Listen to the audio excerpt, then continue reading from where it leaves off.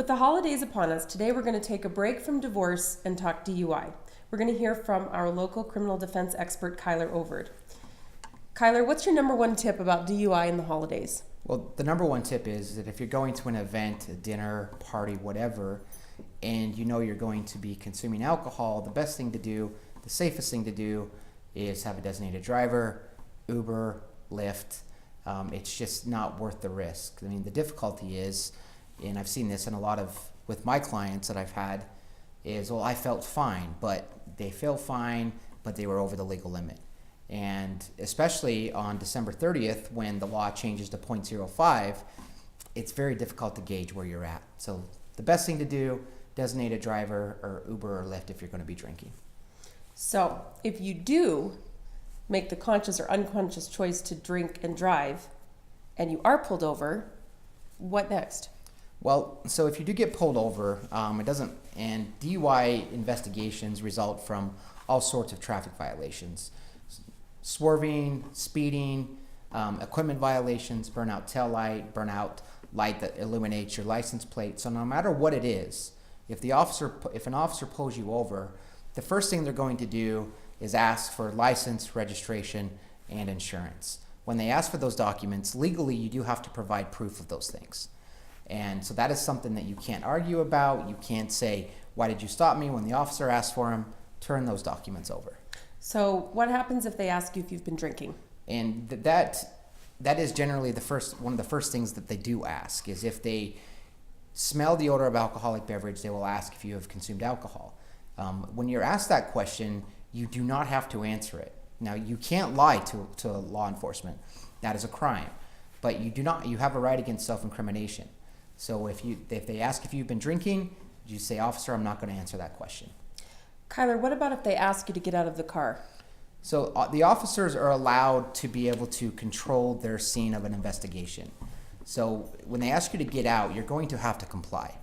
They ask you to exit the vehicle, simply exit the vehicle, follow what the officer is asking you to do, up to that point. Okay, so if they do ask you to get out of the car, what generally happens next? Well, the next thing that they will do is they'll say they want to make sure that you're safe to drive. And what that means is that they're about to start the field sobriety test. There are 3 standardized field sobriety tests. The horizontal gaze nystagmus, where they check the eyes, the walk and turn test, where you're walking the line, and then the one-leg stand, where you're, as it says, standing on one foot. These tests you do not have to do. When an officer asks you to submit to them, you be polite, and you simply say, I'm not going to complete your tests, and you don't have to. So what do they generally do if you refuse? Well, what they will generally do, some of them, I shouldn't say generally, some of them, they'll threaten you, and they'll say, well, if you don't do these tests, I'm going to take you to jail. That's a scary threat, I understand that, but doing the tests, even if you do that, more than likely, they're going to take you to jail anyways. So the best approach is that you just do not do the field sobriety tests. Okay, so whether you do or do not do the field sobriety test, if at some point they're indicating that you're going to be placed under arrest, what tips do you have at that point? Well, and let me back up and mention one other thing. Before they arrest people as well, they ask for what's called a portable breath test. It's where they have a device, it's handheld, and they ask you to blow into it to get a reading or an estimation of what your blood alcohol content is. Prior to arrest, you absolutely decline that. They ask for it, you say, I'm not going to submit to it. Now, once they do arrest you, they will ask for another chemical test, whether it be blood or breath. Now, no matter what the officer asks for, you have to submit to that chemical test. Okay, so no options at that point. Well, is there one that you would suggest over the other? Well, the individual doesn't get to pick. Okay. It's the officer's discretion. And technically, I guess you don't have to submit, but if you don't submit to the chemical test, on a first DUI, you're looking at a 120-day license suspension maximum. If you don't submit to the chemical test, you're looking at 18-month license suspension and then 36-month interlock restriction after that. So once you've been arrested, whatever test the officer is asking you to submit to the test. It'll make things a lot easier. So if you've gone through the process of being arrested or then released, any other tips at that point that you have for any viewers out there? After they've arrested you, then they'll do a post-arrest interview, and that's when they'll read you your Miranda rights, your right to remain silent, and then they'll begin to ask questions about where you came from, what time is it, how much have you had to drink, when did you start drinking, these types of questions, because what they're trying to do is to pin down how close in time it was that you had your last drink of alcohol to when the officer made contact with you. This helps at trial. This helps in building a solid case. So you absolutely want to exercise your right to remain silent.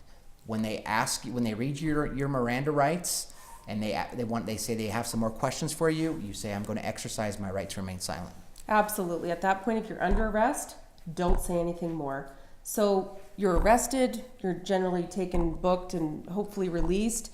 What concerns are there at that point for an individual? Well, and it's just backing up one more step. Okay. So sometimes officers now, with the crowding, especially of the jail in Salt Lake County, they are giving individuals a citation, meaning they don't take them to jail, they just give them a citation, and they release them. So under arrest means going to jail doesn't necessarily ring true anymore. They're not taking individuals to jail as frequently. Outside of Salt Lake County, that is most likely going to happen. Okay. But even if you go to jail on a DUI arrest, you're going to be able to post either a cash bail on your credit card. Okay. The recommended bail amount is $1,400 and change for a first DUI. Okay. If you can't afford that, you can go through a bondsman, put up 10%, and you should be out within 12 hours. Okay. So then once you are released, they'll give you the citation at that point? Yes, yep. That you have to be served the citation, and then it becomes your responsibility to do two things. Okay.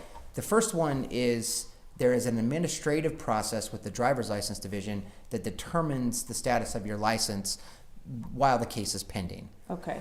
And so if you have to request a hearing in writing within 10 days to preserve a chance to be able to challenge your suspension.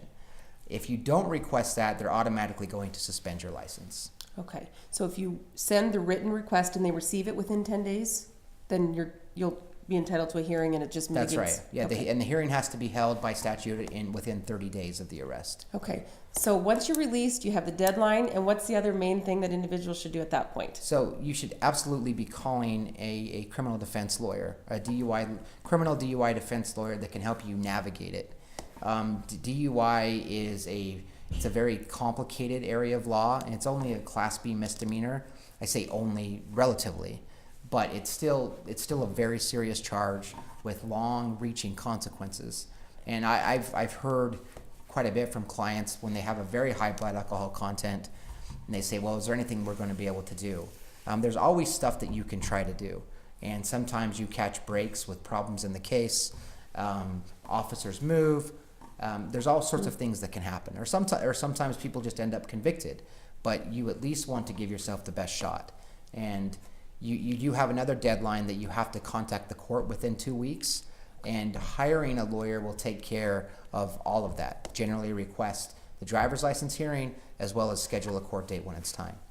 Okay, thank you, Kyler. You're welcome. So, first of all, it's pretty easy to get a DUI with the impending change in the blood alcohol content. Effective December 30th, it's now going to be 0.05. 0.5. 0.05. 0.05. Yes. Not 0.05. 0.05, which is about a drink. So DUI is getting easier to get, and the consequences, as Kyler explained, are far-reaching beyond what we would generally even understand if never having dealt with that before. So give Kyler over to call if you're ever in that situation. Thank you for joining us for Family Law Friday, and we'll see you soon.